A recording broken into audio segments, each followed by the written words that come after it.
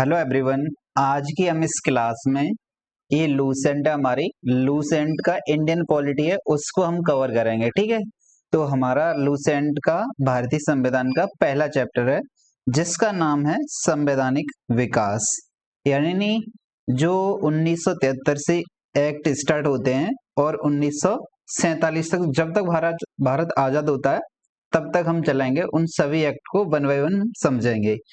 यहाँ पर बेसिकली हम इतना फोकस करेंगे कि किसी एक्ट है या कोई एक्ट है, उस एक्ट में हमारे पीवाईक्यू या एग्जाम अकॉर्डिंग कितनी जरूरत है उसको ही हमें कवर करना है यहाँ पर। ठीक है, अननेसेसरी फैक्ट है उनको नहीं देखना है, जितना एग्जाम रिलेवेंट होगा उनको ही हमें कवर करना है। तो सबसे पहले बेसिकली स्टार्ट करते हैं थोड़ा सा बैकग्राउंड समझेंगे, देन उसके बाद वन बाय वन आगे बढ़ते रहेंगे। तो देखो, सबसे पहले क्या हुआ था, ईस्ट इंडिया कंपनी जब पहले आई थी इंडिया पर शासन करने से पहले, तब क्या था, तब पहले वो व्यापार करने आई थी। इट मींस जब 31 दिसंबर, कब, 31 दिसंबर 1600, प्रिंस डेट कब है, 31 दिसंबर 1600 को। तब क्या होता है, तब ईस्ट इंडिया कंपनी की स्थापना होती है 31 दिसंबर 1600 को। ठीक है, ईस्ट इंडिया कंपनी की स्थापना होती है। देन अब यहाँ पर महारानी है कौन, महारानी एलिजाबेथ प्रथम। तो इन्होंने इस कंपनी को 15 वर्षीय एकाधिकार दिया था कि आप 15 वर्षीय एकाधिकार प्राप्त कर सकते हो। इसके जरिए क्या हुआ था कि 15 वर्षीय इसको एकाधिकार दे दिया कि 15 वर्ष तक ये एकाधिकार इसी को मिला रहेगा। लेकिन फिर क्या होता है, जेम्स प्रिंसेप जो प्रथम आते हैं, प्रिंसेप प्रथम, तो वो इसको अब 15 वर्षीय लिमिट हटाकर अनिश्चित काल तक कर देते हैं। कब तक कर देते हैं, अनिश्चित काल तक कर देते हैं। ठीक है, इतना बेसिक हमें समझना है। तो फिर ये कंपनी पहले व्यापार करने आई थी, लेकिन फिर बाद में इसने यहाँ पर इंडिया में शासन कर लिया, लगभग 200 वर्षों तक शासन किया था। अब इसी शासन क्रम में उन्होंने कुछ अपने रूल्स बनाए थे, वो कहीं ना कहीं भारतीय संविधान के निर्माण की भी भूमिका तैयार कर रहे थे। तो उनमें से सबसे पहले आता है इनका 1773 का रेगुलेटिंग एक्ट, कंट्रोल करने का। लेकिन उससे पहले भी थोड़ा सा, जैसे 1757 का प्लासी का युद्ध होता है, 1757 की प्लासी का युद्ध, और 1764 का बक्सर का युद्ध होता है। इससे निर्णय ये हो जाता है कि अब 1764 के बक्सर के युद्ध से कि अब भारत में शासन करेंगे तो वो कौन करेंगे, अंग्रेज करेंगे। 1764 के जो बक्सर का युद्ध होता है, इसमें द्वैत शासन जैसी व्यवस्था देखी जाती है ना, कि बंगाल में दीवानी अंग्रेजों के पास और प्रशासन वगैरह ये किसके पास हो जाता है, बंगाल के नवाब पर हो जाता है। ठीक है ना प्रिंस। देन बंगालों के नवाबों पर क्या हो जाता है, प्रशासन, और दीवानी किनके पास पहुंच जाती है, दीवानी पहुंच जाती है अंग्रेजों के पास। अब यहाँ से डिलेमा ये आता है कि बंगाल का विकास, ऑब्वियसली यहाँ से दो प्रश्न उठते हैं कि इनके पास, अंग्रेजों के पास सब कुछ यानी कि कंट्रोल में आ ही गया था, दीवानी वगैरह, फिर इन्हें क्या जरूरत पड़ गई कि यहाँ पर ब्रिटेन सरकार, जो ब्रिटिश सरकार थी, उसने इन कंपनी पर रेगुलेट लाई थी या रूल्स बनाए थे। तो बेसिकली क्या हुआ था, पहले कंपनी में ये अनुमति थी कि अब रिश्वत वगैरह सब कुछ लेने की, यानी कि कोई कंपनी का कर्मचारी है, वो व्यापार खुद ट्रेड वगैरह सब कुछ कर सकता था। तो इसीलिए कंपनी में भ्रष्टाचार वगैरह जैसी समस्याएं जनरेट हो गई। सोच के देखो, कंपनी पहले कैसी थी, कंपनी पहले लगभग यानी कि संपत्ति अच्छी खासी थी उसकी, फिर जैसे ही रिश्वत और भ्रष्टाचार जैसी समस्या बढ़ गई तो उसे गवर्नमेंट, यानी ब्रिटेन की गवर्नमेंट थी, तो उससे कर्जा लेना पड़ा था। कर्जा लेना पड़ा था, लगभग 10 लाख पाउंड के आसपास इसने लिया था। कई जगह कितना, 15 लाख पाउंड भी दिखाई देता है। तो लगभग 10 लाख पाउंड इन्होंने किन से लिया था, ब्रिटेन की सरकार ने। तो ब्रिटेन की सरकार ने बोला कि हम जब ही देंगे जब हम आप पर कंट्रोल करेंगे। तो इसी उद्देश्य से पहला एक्ट आता है कौन सा, 1773 का रेगुलेटिंग एक्ट। अब ये एक्ट है भारतीय संविधान के विकास की सीढ़ियां बनी थी, यही एक्ट बनेंगे पूरे। तो पहला एक्ट है 1773 का रेगुलेटिंग एक्ट। नाम है पहला, यानी कि सबसे पहला हमें क्या करना है, इसका नाम याद करना है कि रेगुलेटिंग एक्ट। इसका दूसरा नाम क्या बोल सकते हैं, नियामक एक्ट। क्या बोल सकते हैं हिंदी में इसको, नियामक कानून। तो एक क्वेश्चन ये बन जाता है कि नियामक एक्ट कौन सा है, तो कौन सा है, 1773 का रेगुलेटिंग एक्ट। ठीक है, देन अब आ जाओ कि अब इस एक्ट की कुछ विशेषताएं क्या थी वो देखते हैं। देन पहले थोड़ा सा बैकग्राउंड है वो भी समझ लो। भारत में ईस्ट इंडिया कंपनी के कार्यों को नियमित और नियंत्रित करने की दिशा में ब्रिटिश सरकार द्वारा उठाया गया पहला कदम था। तो पहला एक्ट आया था तो पहला ही कदम होगा ना, तो पहला एक्ट था अर्थात कंपनी के शासन पर संसदीय नियंत्रण स्थापित किया गया था पहली बार। किसके एक्ट के जरिए, 1773 के एक्ट के जरिए। इसके द्वारा पहली बार कंपनी के प्रशासनिक और राजनीतिक कार्यों को मान्यता मिली थी। किस एक्ट के जरिए, 1773 के एक्ट के जरिए। इसके द्वारा केंद्रीय प्रशासन की नींव रखी गई। तो किस एक्ट के द्वारा, 1773 के एक्ट के द्वारा। फिर है इस एक्ट की कुछ विशेषताएं जो एग्जाम रिलेवेंट है, उनको हम वन बाय वन समझेंगे। इस अधिनियम द्वारा बंगाल के गवर्नर को बंगाल का गवर्नर जनरल बना दिया गया था। क्या बना दिया था, जो बंगाल का गवर्नर था उसको बंगाल का गवर्नर जनरल नाम दिया गया था। अब यहाँ पे समझना है कि यानी बंगाल के पहले गवर्नर कौन थे, रॉबर्ट क्लाइव थे। कौन थे, रॉबर्ट क्लाइव, जो बंगाल के फर्स्ट गवर्नर थे। देन गवर्नर जनरल, तो गवर्नर जनरल कौन थे, वॉरेन हेस्टिंग। अब इसी एक्ट में बताया गया आगे कि जो इस एक्ट के तहत बनने वाले प्रथम गवर्नर जनरल कौन थे, वॉरेन हेस्टिंग प्रथम गवर्नर जनरल थे। इससे पहले क्या जाने जाते थे, बंगाल के गवर्नर ओनली। तो पहले कौन थे, रॉबर्ट क्लाइव थे। ये बताओ कि अंतिम गवर्नर कौन होगा, तो अंतिम कौन होगा, वॉरेन हेस्टिंग, यही अंतिम गवर्नर होंगे और पहले गवर्नर जनरल होंगे। ठीक है, दूसरे एक्ट, इसी एक्ट की दूसरी विशेषता क्या है, इस एक्ट के अंतर्गत कलकत्ता प्रेसिडेंसी में एक ऐसी सरकार स्थापित की गई जिसमें गवर्नर जनरल और उसकी परिषद के 4 सदस्य थे जो अपनी सत्ता का उपयोग संयुक्त रूप से करते थे। सिंपल पॉइंट है, आगे बढ़ो। इस अधिनियम के अंतर्गत कलकत्ता में 1774 में, याद करना है कि कलकत्ता में 1774 में एक उच्चतम न्यायालय की स्थापना की गई थी। तो किस एक्ट के तहत उच्चतम न्यायालय की स्थापना हो रही है, 1773 के रेगुलेटिंग एक्ट के तहत। कब हो रही है, 1774 में हो रही है। कहाँ हो रही है, कलकत्ता में हो रही है, जिसमें एक मुख्य न्यायाधीश और 3 अन्य न्यायाधीश थे। प्रथम मुख्य न्यायाधीश कौन थे, सर एल्जा इम्पे प्रथम मुख्य न्यायाधीश थे। देन अन्य 3 मुख्य न्यायाधीश कौन है, 3 न्यायाधीश कौन है, चैम्बर्स, लेमेस्टर्स एंड हाइड, ये अन्य 3 न्यायाधीश हैं। इसके तहत कंपनी के कर्मचारियों को निजी व्यापार, क्योंकि यही तो समस्या थी पहले, निजी व्यापार करने और भारतीय लोगों से उपहार और रिश्वत लेना प्रतिबंध कर दिया था। यानी कि अब सीधा रोक लगा दी, ना ही आप उपहार ले सकते हैं ना ही रिश्वत ले सकते हैं, सीधा, क्योंकि यही समस्या थी कंपनी के आगे बढ़ने में। अब इस अधिनियम द्वारा ब्रिटिश सरकार को बोर्ड ऑफ डायरेक्टर्स, याद रखना है हमें कि ये बोर्ड ऑफ डायरेक्टर आता है, के माध्यम से कंपनी पर नियंत्रण सशक्त हो गया था। इसे भारत में इसके राजस्व, नागरिक और सैन्य मामलों की जानकारी ब्रिटिश सरकार को देना आवश्यक कर दिया था। यानी कि बोर्ड ऑफ डायरेक्टर ने क्या कर दिया था, कंपनी पर नियंत्रण और सशक्त बनाया था। तो बोर्ड ऑफ डायरेक्टर किस एक्ट के तहत आ रहे हैं, तो ये भी 1773 के रेगुलेटिंग एक्ट के तहत आ रहे हैं। अभी तक हमें 1773 का रेगुलेटिंग क्या देखना है उसमें, तो पहला देखना है कि इसने गवर्नर को गवर्नर जनरल बना दिया है। दूसरा देखना है कि कौन से पहले गवर्नर जनरल बने थे, तो लॉर्ड वारेन हेस्टिंग बने थे।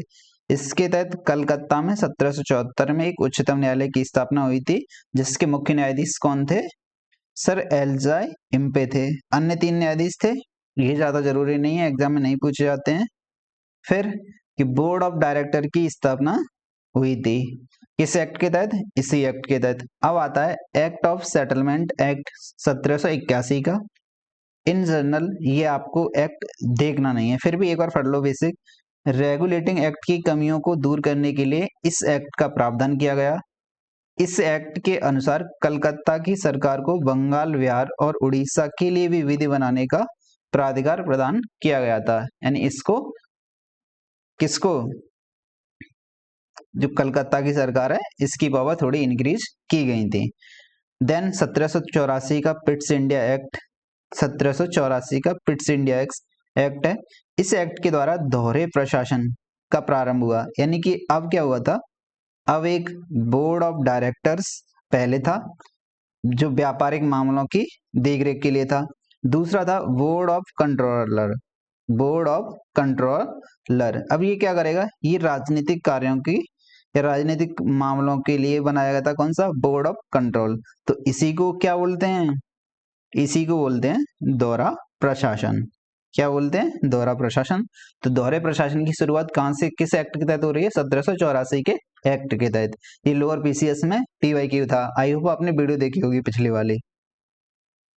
1793, जो 1793 का चार्टर एक्ट आता है वो है।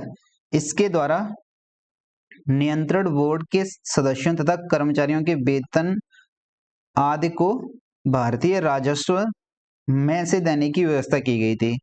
इस एक्ट को भी नहीं याद रखना है हमें, बस देखना है कि भारतीय राजस्व में से वेतन कब से मिलता है? 1793 के चार्टर अधिनियम से। 20 वर्ष के अंतराल पर आते हैं ये चार्टर, तो इसीलिए इन्हें क्या बोल रहे हैं? चार्टर अधिनियम। अब आता है 1813 का चार्टर एक्ट। इंपोर्टेंट है, याद रखना है। तो 1800 चार्टर का एक्ट आता है, इसकी क्या विशेषताएं? सेम ये 20 वर्षों के लिए कंपनी को दिया गया था। पहले 1793 का, ये भी 20 वर्षों के लिए। फिर देन क्या आएगा? फिर आएगा 1813 का, ये भी 20 वर्षों के लिए बढ़ा दिया गया था। अब कंपनी के भारत के साथ व्यापार करने के एकाधिकार छीन लिए गए थे। कंपनी के भारत के साथ व्यापार करने का एकाधिकार छीन लिया गया था। याद है आपको कि जब कब 31 दिसंबर 1600 को ईस्ट इंडिया कंपनी की स्थापना होती है, तब उसको एकाधिकार एकाधिकार का जो अधिकार पत्र था उसको अनिश्चित काल के लिए कर दिया गया था। लेकिन अब क्या कर रहे हैं, उसको एकाधिकार को, जो ब्रिटेन का ईस्ट इंडिया कंपनी का है, उसको हम लिमिट कर रहे हैं अब। ठीक है, दो मामलों में रखेंगे। किन किन मामलों में? किंतु से चीन के साथ व्यापार एवं पूर्वी देशों के साथ चाय के व्यापार के संबंध में 20 वर्षों के लिए एकाधिकार मिला था। यानी चीन के साथ, किसके साथ? चीन के साथ, और प्लस चाय के व्यापार के संबंध में नेक्स्ट 20 वर्षों तक उसका एकाधिकार बना रहेगा। ठीक है, ये भी क्वेश्चन पूछा जाता है कि किसके साथ और कौन सी? चाय के साथ। कुछ सीमाओं के अधीन सभी ब्रिटिश नागरिकों के लिए भारत के साथ व्यापार खोल दिया गया था कि अब जो ईस्ट इंडिया कंपनी का व्यापारिक एकाधिकार है वो नहीं रहेगा। ठीक है, अब देन कुछ 1813 से पहले ईसाई मिशनरियों पादरियों को भारत में आने की आज्ञा नहीं थी, परंतु 1813 के एक्ट द्वारा ईसाई पादरियों को आज्ञा प्राप्त करके भारत आने की सुविधा मिल गई थी। तो ईसाई मिशनरी 1813 के एक्ट के तहत आएंगे भारत में। किसके तहत? 1813 के एक्ट के तहत। इस एक्ट की एक और विशेषता है, वो भी याद कर लो। वो क्या है कि अब इस एक्ट के जरिए 1 लाख रुपए प्रति वर्ष भारतीय शिक्षा पर खर्च करने का प्रावधान जोड़ा गया था कि अब अंग्रेज एक वर्ष में यानी प्रत्येक वर्ष में 1 लाख रुपए खर्चा कराएंगे भारतीय शिक्षा पर। लेकिन इतनी कम राशि के बावजूद भी उस टाइम ये 1 लाख भी नहीं खर्च किया गया था। सोच के देख सकते हो। फिर 1833 का चार्टर एक्ट आता है। कौन सा एक्ट आता है? 1833 का चार्टर एक्ट। इस अधिनियम की कुछ मुख्य विशेषताएं हैं, जैसे कि इसके द्वारा कंपनी के व्यापारिक एकाधिकार पूर्णतः समाप्त कर दिए थे। याद करना है हमें कि व्यापारिक एकाधिकार पूर्णतः समाप्त किस एक्ट के जरिए हुए थे? तो प्रिंस किस एक्ट के जरिए? 1833 के चार्टर एक्ट के तहत। अब कंपनी का कार्य ब्रिटिश सरकार की ओर से मात्र भारत का शासन करना रह गया था। क्या करना रह गया था? मात्र शासन करना रह गया था। अब बंगाल के गवर्नर जनरल को भारत का गवर्नर जनरल बोल दिया गया है। याद रखना है, ये वाला सबसे इंपॉर्टेंट फैक्ट है कि जो बंगाल का पहले गवर्नर जनरल था, अब वो भारत का गवर्नर जनरल बन गया है। तो पहले ऐसे कौन से व्यक्ति थे? तो कौन से व्यक्ति थे फ्रेंड्स, याद है? विलियम बेटिंग्स, यानी कि विलियम बेटिंग भारत के पहले गवर्नर जनरल बने थे।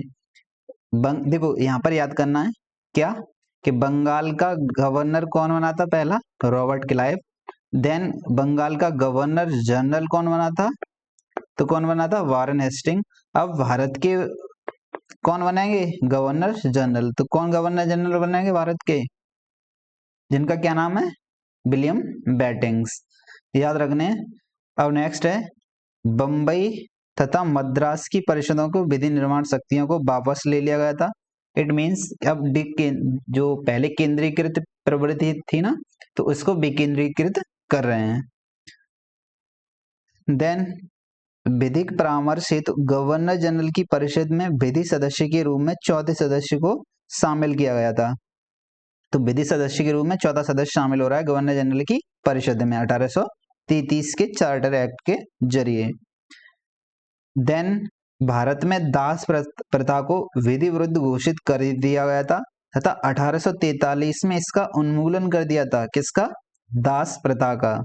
तो दास प्रथा का उन्मूलन किसने किया था? उस समय गवर्नर जनरल कौन था? Lord Ellenborough. कौन था? दास प्रथा का उन्मूलन तब गवर्नर जनरल कौन था भारत का? Lord Ellenborough. एलनबरो, ठीक है। देन मॉडर्न हिस्ट्री याद आ रही होगी, किन लोगों ने मॉडर्न हिस्ट्री क्लास की थी?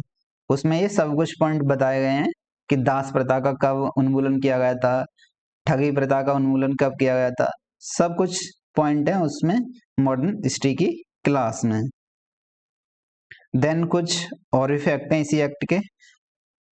अधिनियम की धारा 87 के तहत कंपनी के अधीन पद धारण करने के लिए किसी व्यक्ति को धर्म, जन्म स्थान, मूल वंश या रंग के आधार पर अयोग्य न ठहराए जाने का उपबंध किया गया था।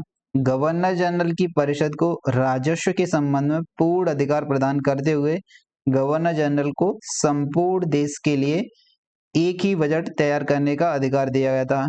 क्या दिया गया था? कि संपूर्ण देश के लिए एक ही बजट तैयार करने का अधिकार। भारतीय कानूनों का वर्गीकरण किया गया तथा इस कार्य के लिए विधि आयोग की नियुक्ति की व्यवस्था की गई थी। तो विधि आयोग की नियुक्ति की व्यवस्था किस एक्ट के जरिए की गई थी? 1833 का एक्ट है, इसके जरिए की गई थी, ठीक है। देन 1834 में लॉर्ड मैकाले की अध्यक्षता में प्रथम विधि आयोग का गठन किया गया था। तो एक क्वेश्चन बन जाता है सीधा कि विधि आयोग का गठन किस एक्ट के जरिए किया गया था? किस एक्ट के जरिए? 1833 के एक्ट के जरिए। किसकी अध्यक्षता में किया गया था? तो लॉर्ड मैकाले की अध्यक्षता में किया गया था, ठीक है। याद रखना है, इतना रख ले जाओगे, इतना याद के नहीं। आगे बढ़े। अब है 1853 का चार्टर एक्ट। इस अधिनियम की मुख्य विशेषताएं क्या थी? इस अधिनियम के द्वारा सेवाओं में नामजदगी, नहीं समझ में आ रहा है ऐसे याद रख लो बस, नॉमिनेटेड। नॉमिनेटेड मतलब नामांकित करते हैं, किसी को मनोनीत करते हैं। तो मनोनीत का सिद्धांत समाप्त कर कंपनी के महत्वपूर्ण पदों को प्रतियोगी परीक्षाओं के आधार पर भरने की व्यवस्था की गई थी कि अब से एग्जाम होंगे, अब एग्जाम के जरिए, प्रतियोगी परीक्षाओं के जरिए इन पदों पर नियुक्ति होगी। इसके लिए 1854 में मैकाले समिति की नियुक्ति की गई थी। तो मैकाले समिति कब बनती है? 1854 में बनती है, याद करना है। इस अधिनियम के द्वारा गवर्नर जनरल की परिषद की विधायी एवं प्रशासनिक कार्यों को अलग कर दिया गया था। इसके तहत परिषद में 6 नए पार्षद जोड़े गए जिन्हें विधान पार्षद कहा गया था। तो बेसिकली याद करने का क्या काम है यहाँ पर? परीक्षा की स्टार्ट की जा रही है यहाँ पर, यानी परीक्षा स्थापित की जा रही है, और 1854 की मैकाले समिति को याद करना है हमें। देन फिर आता है 1858 का एक्ट। 1858 का एक्ट से पहले थोड़ा सा समझ लो कि 1857 में क्या होता है? हमारा विद्रोह होता है। देन उस विद्रोह के परिणाम स्वरूप कौन सा एक्ट आता है? 1858 का एक्ट आता है। तो ये पृष्ठभूमि क्या है कि पहले विद्रोह होता है, उसके बाद ये एक्ट आ रहा है। तो इस संदर्भ में हमें याद करना है फर्नाइस एक्ट को। अब देखो 1858 का भारत शासन अधिनियम। तो 1858 का भारत शासन अधिनियम है। इस अधिनियम की विशेषताएं क्या हैं कि भारत का शासन कंपनी से लेकर अब ब्रिटिश क्राउन के हाथ सौंप दिया गया था। तो किस एक्ट के तहत ब्रिटिश क्राउन के हाथों में सौंपा गया था? 1858 के एक्ट के तहत सौंपा गया था। भारत में मंत्रिपरिषद की व्यवस्था की गई थी, यानी 15 सदस्यों की भारत परिषद का सृजन हुआ था। 8 सदस्य ब्रिटिश सरकार द्वारा एवं 7 सदस्य कंपनी के निदेशक मंडल के द्वारा आए थे। देन भारतीय मामलों पर ब्रिटिश संसद का सीधा नियंत्रण स्थापित किया गया था कि भारतीय मामलों पर ब्रिटिश संसद का सीधा नियंत्रण होगा। कानून वगैरह बनाएगी तो ब्रिटिश संसद बनाएगी। अब मुगल सम्राट की पद को समाप्त कर दिया गया था। तो मुगल सम्राट का पद किस एक्ट के जरिए समाप्त हुआ था? 1858 के एक्ट के जरिए समाप्त हुआ था मुगल पद। इस अधिनियम के द्वारा बोर्ड ऑफ डायरेक्टर्स और बोर्ड ऑफ कंट्रोल ये पहले से विद्यमान थे ना, तो अब ये दोनों व्यवस्थाएं समाप्त कर दी जाएंगी, यानी कि दोहरा शासन अब नहीं रहेगा। तो भारत में शासन संचालन के लिए ब्रिटिश मंत्रिमंडल में एक सदस्य के रूप में भारत राज्य सचिव, याद रखना है कि अब कौन सा पद स्थापित हो रहा है? भारत के राज्य सचिव की नियुक्ति की जाएगी। न्यू पद है, वह अपने कार्यों के लिए ब्रिटिश संसद के प्रति उत्तरदायी होता है। भारत के प्रशासन पर इसका संपूर्ण नियंत्रण होता है। उसी वाक्य यानी उसका जो बोल देगा वो अंतिम होता है, चाहे वह नीति के विषय में हो या ब्यौरे के अन्य ब्यौरे के विषय में हो। भारत के गवर्नर जनरल का नाम बदलकर अब क्या कर दिया है? वायसराय कर दिया है। क्या कर दिया है? वायसराय। तो याद रखना है कि अब गवर्नर जनरल भारत का था, अब उसका नाम क्या कर दिया है? वायसराय। तो ऐसे कौन से पहले व्यक्ति थे जो वायसराय बने थे? Lord Canning. ये अंतिम गवर्नर जनरल थे और पहले वायसराय थे। क्या आपको याद है पहले गवर्नर कौन थे बंगाल के? Robert Clive. फिर आते हैं गवर्नर जनरल। तो पहले गवर्नर जनरल कौन थे बंगाल के? कौन थे? Warren Hastings. ये अंतिम क्या थे? अंतिम गवर्नर थे बंगाल के। फिर आते हैं भारत के गवर्नर जनरल, तो कौन है? विलियम बेटिंग्स। फिर आते हैं वायसराय, तो वायसराय कौन बन जाते हैं भारत के? प्रथम लॉर्ड कैनिंग। ये अंतिम क्या होते हैं? Governor general. इसमें कंफ्यूजन नहीं रहना है कि अंतिम और प्रथम कैसे हैं। अंतिम का मतलब है कि अब ये पद यहां से क्या बोला जाएगा? वायसराय पद बोला जाएगा। तो किसके समय हो रहा है? ये कैनिंग के समय हो रहा है ना, तो यही अंतिम गवर्नर हो गए। अब स्टार्ट किन के समय हो रहा है? कैनिंग के समय, तो इसीलिए क्या हो गए? प्रथम वायसराय हो गए। ऐसे ही उनको याद रखना है, ठीक है। देन नेक्स्ट अब है 1861 का एक्ट। 1861 का एक्ट, उससे पहले 1858 के एक्ट में हमें 2-3 बातें याद रखनी है। कौन सी? अब वायसराय बोला जाएगा। दूसरा कि भारत में राज्य सचिव का पद स्थापित बनाया होगा। और देन अब जो शासन होगा वो ब्रिटिश क्राउन के नाम से होगा शासन। इतने फैक्ट हमें याद रखने हैं। अब आते हैं 1861 के भारत परिषद अधिनियम पर। 1861 का भारत परिषद अधिनियम, इस अधिनियम की विशेषताएं क्या हैं? गवर्नर जनरल की कार्यकारिणी परिषद का विस्तार किया गया था। विभागीय प्रणाली का प्रारंभ हुआ था लॉर्ड कैनिंग के द्वारा। विभागीय प्रणाली याद करना है कि विभागीय प्रणाली का प्रारंभ किस एक्ट में हुआ था? 1861 के एक्ट में हुआ था।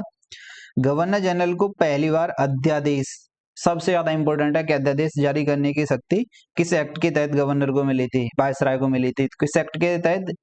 1861 के एक्ट के तहत अध्यादेश जारी करने की शक्ति प्रदान की गई थी। ऐसे अध्यादेश की अवधि मात्र 6 महीने होती थी। गवर्नर जनरल को बंगाल, उत्तरी पश्चिमी सीमा प्रांत, पंजाब में विधान परिषद स्थापित करने की शक्ति प्रदान की गई थी। इसके द्वारा कानून बनाने की प्रक्रिया में भारतीय प्रतिनिधियों को शामिल करने की शुरुआत की गई थी। यानी इस एक्ट के जरिए पहली बार कानून बनाने की प्रक्रिया में भारतीय प्रतिनिधियों को शामिल करने की शुरुआत की गई थी। वायसराय कुछ भारतीयों को विस्तारित परिषद में गैर सरकारी सदस्यों के रूप में नामांकित मनोनीत कर सकता था। तो ऐसे कुछ सदस्य हैं जैसे 1862 में लॉर्ड कैनिंग ने 3 बार दिया। पहले बनारस के राजा, पटियाला के महाराजा सर दिनकर राव को विधान परिषद में मनोनीत किया था। तो कौन 3 सदस्य थे? बनारस के राजा थे, पटियाला के महाराज और सर दिनकर राव को विधान परिषद में मनोनीत किया गया था। फिर है 1773 का एक्ट, जो कि बिना काम का है। इस अधिनियम द्वारा यह उपबंध किया गया था, ईस्ट इंडिया कंपनी को किसी भी समय भंग किया जा सकता है, और 1 जनवरी 1884 को ईस्ट इंडिया कंपनी को औपचारिक रूप से भंग कर दिया गया था। याद रखना है तो ये डेट 1 जनवरी 1884 को ईस्ट इंडिया कंपनी भंग कर दी जाती है औपचारिक रूप से। बाकी ये एक्ट याद नहीं रखना है।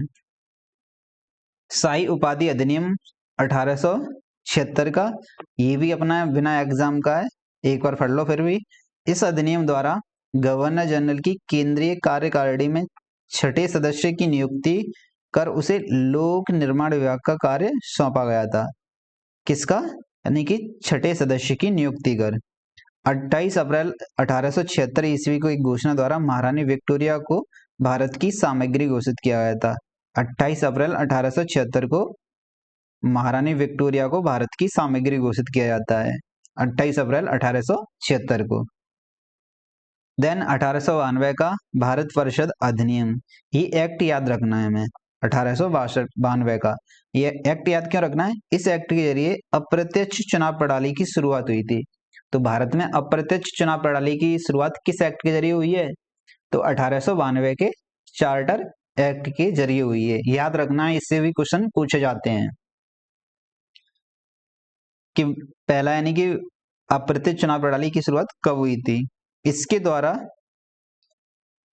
राजस्व एवं व्यय अथवा बजट पर बहस करने तथा कार्यकारिणियों से प्रश्न पूछने की शक्ति दी गई थी। यानी कि सिंपल आप प्रश्न पूछ सकते हैं, लेकिन पूरक प्रश्न नहीं पूछ सकते हैं। पूरक मतलब सप्लीमेंट्री, कि एक के बाद एक आप पूछ सकते हैं, खुद से ही निश्चित प्रश्न पूछ सकते हैं। तो राजस्व एवं व्यय अथवा बजट पर बहस करने का अधिकार दिया गया था, मत देने का अधिकार नहीं दिया गया था। फिर आता है 1909 का भारत परिषद अधिनियम। इसका दूसरा नाम क्या है? मार्ले मिंटो सुधार एक्ट। तो 1909 के एक्ट है, उसका दूसरा नाम किस नाम से जाना जाता है फ्रेंड्स? मार्ले मिंटो सुधार के नाम से जाना जाता है। मिंटो उस समय वायसराय थे, मार्ले कौन थे? सचिव थे, भारत सचिव थे। तो पहली बार मुस्लिम समुदाय के लिए पृथक प्रतिनिधित्व का उपबंध किया गया था। तो एक्ट है पृथक प्रतिनिधित्व। पृथक निर्वाचन की बात हो रही है, वही पृथक प्रतिनिधित्व का बात हो रही है मुसलमानों के लिए।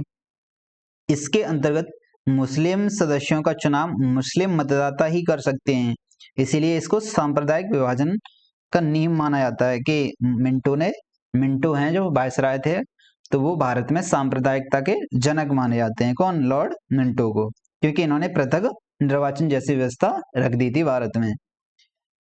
भारत सरकार अधिनियम के तहत पहली बार विधायिका में कुछ निर्वाचित प्रतिनिधित्व को मंजूरी दी थी। इस प्रकार इस अधिनियम ने सांप्रदायिकता को वैधानिकता प्रदान की और लॉर्ड मिंटो को सांप्रदायिक निर्वाचन के जनक के रूप में जाना जाता है। तो याद करना है हमें कि सांप्रदायिक निर्वाचन का जनक कौन है? लॉर्ड मिंटो है।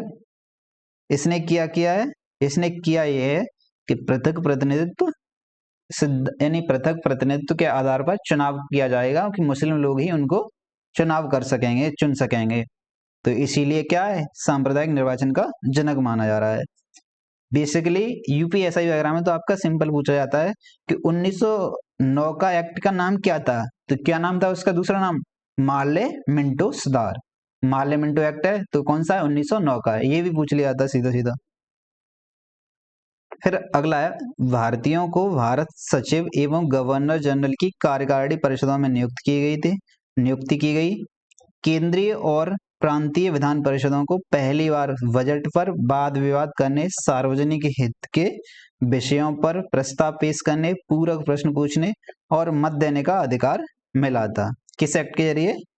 1909 के एक्ट के जरिए। आप यानी पूरक प्रश्न पूछ सकते हैं भारतीय लोग, देन वाद विवाद कर सकते हैं, सार्वजनिक हितों पर प्रस्ताव पेश कर सकते हैं, मत देने का अधिकार मिला था। फिर है प्रांतीय विधान परिषदों की संख्या में वृद्धि की गई थी। अब ये याद रखना है, ये वाला फैक्ट, 5वां नंबर पॉइंट, कि सत्येंद्र प्रसाद सिन्हा थे ना, वो वायसराय की कार्यकारिणी परिषद में प्रथम भारतीय सदस्य बन गए थे शामिल होने वाले। तो कौन है? सत्येंद्र प्रसाद सिन्हा। वायसराय की कार्यकारिणी, जो वायसराय की कार्यपालिका परिषद है, उसमें प्रथम सदस्य शामिल होने वाले कौन है? सत्येंद्र प्रसाद सिन्हा। याद करना है, याद करना है इनको। उन्हें विधि सदस्य के रूप में बनाया गया था। इस अधिनियम के तहत presidency corporations, chambers of commerce, विश्वविद्यालयों और जमींदारों के लिए अलग प्रतिनिधित्व का प्रावधान किया गया था। देन फिर कुछ पॉइंट है, जैसे कि 1909 ईस्वी में लॉर्ड मार्ले इंग्लैंड में भारत के राज्य सचिव थे, पहले हम इनको जान चुके हैं। लॉर्ड मिंटो भारत के वायसराय थे। भारत में ब्रिटेन के सभी संवैधानिक प्रयोगों में से सबसे कम समय तक चलने वाला अधिनियम 1909 का भारत परिषद अधिनियम था। ठीक है, यानी 1909 का एक्ट आया था, उस समय वायसराय कौन थे? Lord Minto. सचिव कौन थे? मार्लो। अब आता है 1909 का एक्ट, 1909 का भारत शासन अधिनियम। इस एक्ट को किस नाम से जानते हैं? इस एक्ट को नाम जानते हैं मॉन्टेग्यू चेम्सफोर्ड के नाम से, मॉन्टेग्यू चेम्सफोर्ड के नाम से जानते हैं।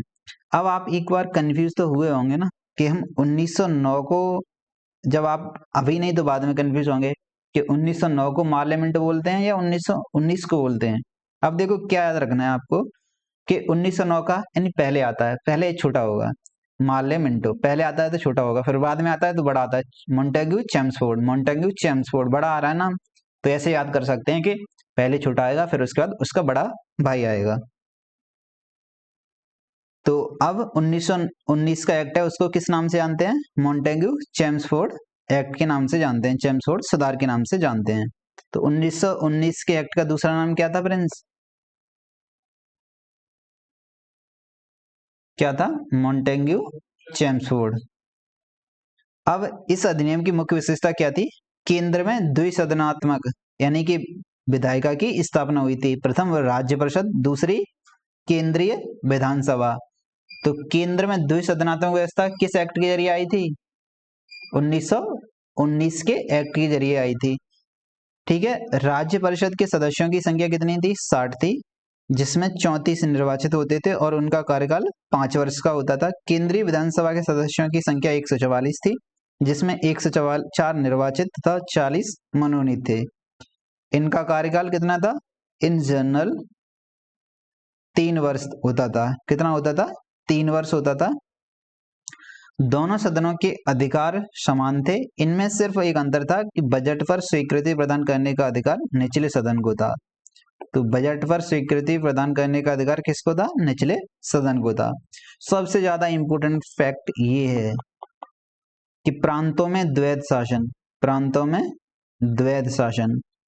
तो प्रांतों में द्वैध शासन किस एक्ट के जरिए आ रहा है?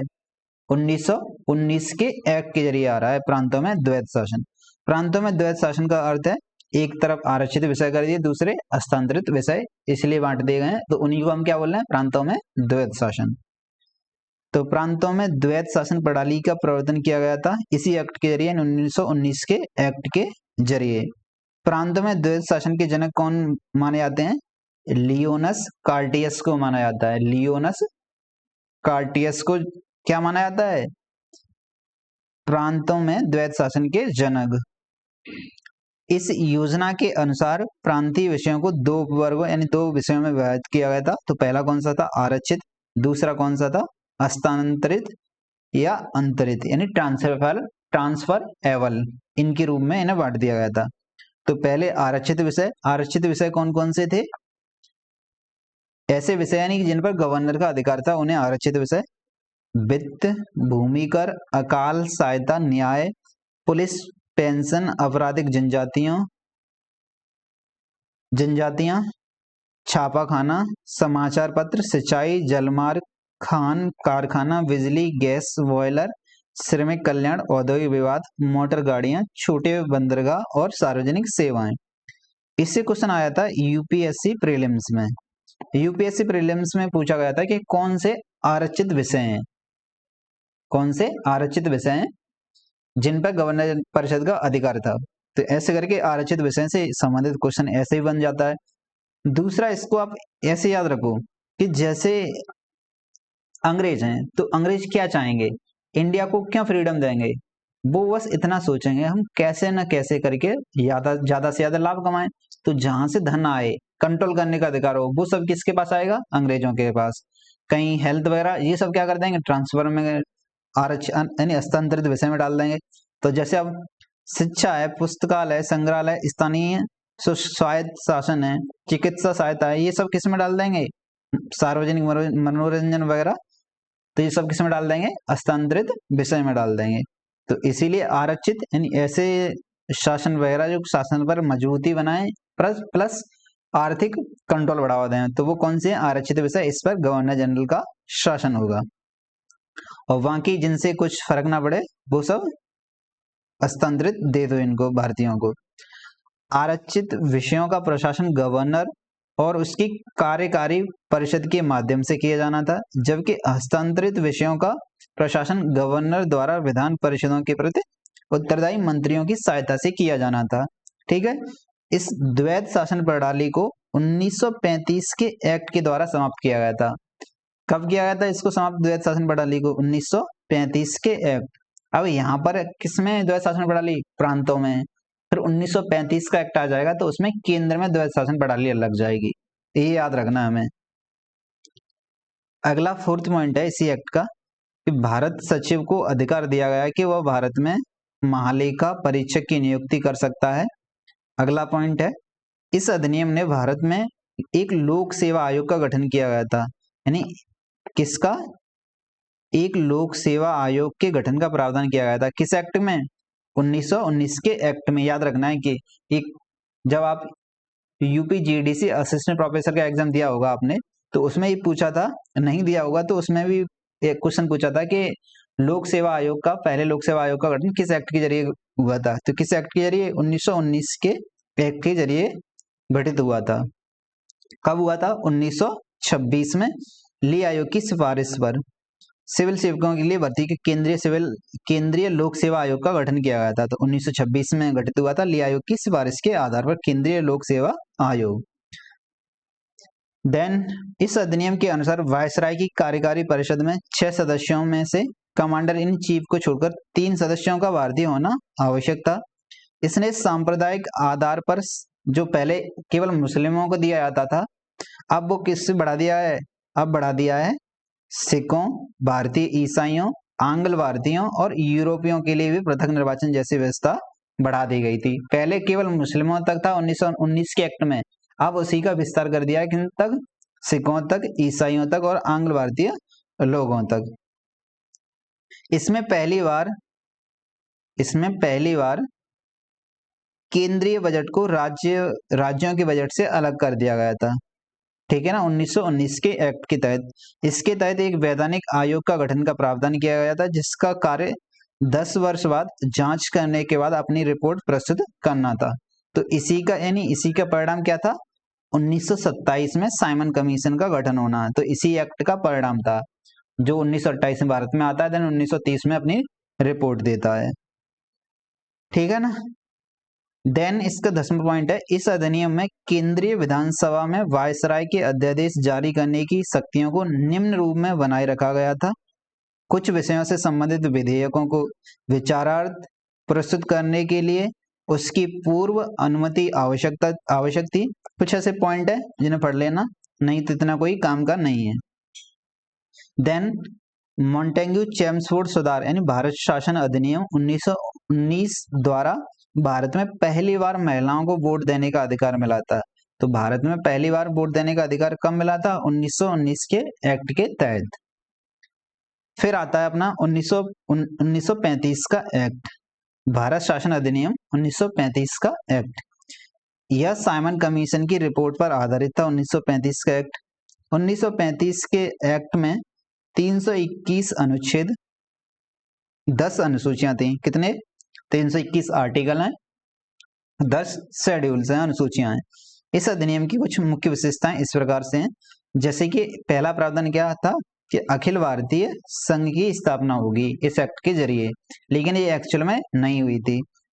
यह संघ 11 ब्रिटिश प्रांतों, 6 चीफ कमिश्नर के क्षेत्रों और उन देसी रियासतों से मिलकर बनना था जो स्वेच्छा से संघ में सम्मिलित हों। प्रांतों के लिए संघ में सम्मिलित होना अनिवार्य था, यानी कि प्रांतों को तो अनिवार्य होना ही होना है, किंतु देशी रियासतों के लिए ऐच्छिक था। अब ये ऐच्छिक था तो इसीलिए संघ में शामिल नहीं हुए थे, तो फिर संघ का अस्तित्व ही नहीं आया था। देशी रियासतें संघ में सम्मिलित नहीं हुई और प्रस्तावित संघ की स्थापना संबंधी घोषणा पत्र जारी करने का अवसर ही नहीं आया। तो इसीलिए अंग्रेजों को तो फायदा था ना, फूट डालो राज करो। तो अखिल भारतीय संघ कभी सामने बनकर नहीं आया था। तो पहला पॉइंट क्या था, अखिल भारतीय संघ की स्थापना करने का। ठीक है, फिर है प्रांतीय स्वायत्तता। दूसरा, इस अधिनियम के द्वारा प्रांतों में द्वैत शासन व्यवस्था का अंत कर दिया गया था और उन्हें स्वतंत्र और स्वशासित संवैधानिक आधार प्रदान किया गया था, यानी अब प्रांतों को ऑटोनॉमस थोड़ा दिया गया था। अब देखो, केंद्र में द्वैत शासन की स्थापना, प्रांतों में द्वैत शासन की स्थापना किस एक्ट के जरिए होती है? 1919 के एक्ट के जरिए होती है। लेकिन केंद्र में द्वैत शासन की स्थापना किस एक्ट के जरिए हो रही है? 1935 के एक्ट के जरिए हो रही है। इस अधिनियम में विधायी शक्तियों को केंद्र और प्रांतीय विधानमंडलों के बीच विभाजित किया गया था। इसके तहत परिसंघीय सूची, प्रांतीय सूची एवं संवर्ती सूची का निर्माण किया गया था। परिसंघीय सूची के विषयों पर, यानी केंद्र सरकार थी तो वही कानून बनाएगी। प्रांतीय सूची पर प्रांत बनाएंगे कानून, और संवर्ती सूची पर विषय दोनों बना सकते थे। अब जो अवशिष्ट विधायी शक्तियां थी ये वायसराय को दे दी गई थी। अवशिष्ट शक्तियां थी तो किसको दे दी गई थी? वायसराय को दे दी गई थी। बाकी सब कुछ बेसिक पॉइंट है, इन्हें एक बार आप पढ़ लेना। देन कुछ 1935 के अधिनियम के बारे में कथन है, जैसे कि नेहरू जी ने क्या बोला था? तो नेहरू जी ने गुलामी का अधिकार पत्र बोला था। एक कार है जिसमें ब्रेक तो है पर इंजन नहीं है, सोच के देख लो, ऐसी कार है। क्या आप ऐसी कार में सवारी किए हो? लेकिन अपने स्वतंत्रता सेनानी किए हैं। अंबेडकर, मुझे इस आरोप के संबंध में कोई क्षमा नहीं मांगनी है कि संविधान के प्रारूप में गवर्नमेंट ऑफ इंडिया एक्ट 1935 के बड़े भाग को पुनः उत्पादित कर दिया गया है। कब? अंबेडकर ने जब जवाब दिया था जब भारतीय संविधान बन रहा था तब। देन संघीय न्यायालय की व्यवस्था, इसका अधिकार क्षेत्र प्रांतों तथा रियासतों तक विस्तृत था। इस न्यायालय में एक मुख्य न्यायाधीश तथा 2 अन्य न्यायाधीशों की व्यवस्था की गई थी। न्यायालय से संबंधित अंतिम शक्ति प्रिवी काउंसिल लंदन को प्राप्त थी। प्रिवी काउंसिल जो ब्रिटेन में सर्वोच्च न्यायालय था, उसको क्या था? अंतिम शक्ति थी प्रिवी काउंसिल को लंदन में। ब्रिटिश संसद की सर्वोच्चता, प्रिवी काउंसिल वैसे इन जनरल क्या है? इन जनरल अगर कोई भारत में किसी सुप्रीम कोर्ट ने निर्णय दे दिया है तो उसकी अगर अपील करना है तो अपील वहां पे कहां पर कर सकते हो? आप लंदन में कर सकते हो। ब्रिटिश संसद की सर्वोच्चता, इस अधिनियम में किसी भी प्रकार के परिवर्तन का अधिकार ब्रिटिश संसद के पास था। प्रांतीय विधानमंडल और संघीय व्यवस्था इसमें किसी प्रकार का परिवर्तन नहीं कर सकते थे। तो ब्रिटिश संसद कैसी थी? सर्वोच्च थी। भारत परिषद का अंत, इस अधिनियम के द्वारा भारत परिषद का अंत कर दिया गया था। सांप्रदायिक निर्वाचन पद्धति का विस्तार हुआ था। कितना? जैसे संघीय तथा प्रांतीय व्यवस्थापिकाओं में विभिन्न संप्रदायों को प्रतिनिधित्व देने के लिए सांप्रदायिक निर्वाचन पद्धति को जारी रखा गया था। सांप्रदायिक निर्वाचन पद्धति को जारी रखा गया था और उसका विस्तार दलित जातियों, महिलाओं, मजदूर वर्ग तक किया गया था। इसीलिए इसका क्या कर रहे हैं? आप विस्तार कर रहे हैं, ये भी, जो कि इंडियन सोसाइटी के लिए अच्छा नहीं था। अब इस एक्ट में सबसे, यानी कि किसकी बात की थी? इस अधिनियम में प्रस्तावना का अभाव था। इसमें प्रस्तावना नहीं थी। जो 1919 का एक्ट था उसमें प्रस्तावना थी। ठीक है, इसके द्वारा बर्मा को भारत से अलग कर दिया गया था। किसके द्वारा? इसी एक्ट के जरिए बर्मा को भारत से अलग कर दिया गया था। अदन को इंग्लैंड के औपनिवेशिक कार्यालय के अधीन कर दिया गया और बरार को मध्य प्रांत में शामिल कर लिया गया था। ये कई बार एग्जाम में क्वेश्चन पूछा जाता है कि बर्मा को भारत से अलग किया गया था, किस एक्ट के जरिए किया गया था? 1935 के एक्ट के जरिए किया गया था। कब किया गया था? 1 अप्रैल 1937 में किया गया था। कब किया गया था? 1 अप्रैल 1937 में किया गया था। याद करना है हमें कि बर्मा को भारत से किस एक्ट के जरिए अलग कर रहे हैं। बर्मा कौन है? हमें प्रिंस बर्मा कौन है? बर्मा मीन्स म्यांमार, आज का म्यांमार है, वही क्या है? बर्मा। 1935 के एक्ट के जरिए इसको अलग कर रहे हैं। कब अलग कर रहे हैं? 1 अप्रैल 1937 में। इसके अंतर्गत देश की मुद्रा और साख पर नियंत्रण के लिए भारतीय रिजर्व बैंक की स्थापना हुई थी। किस एक्ट के जरिए? 1935 के एक्ट के जरिए। इसकी स्थापना कब होती है? 1 अप्रैल 1934। ठीक है, देन फिर आगे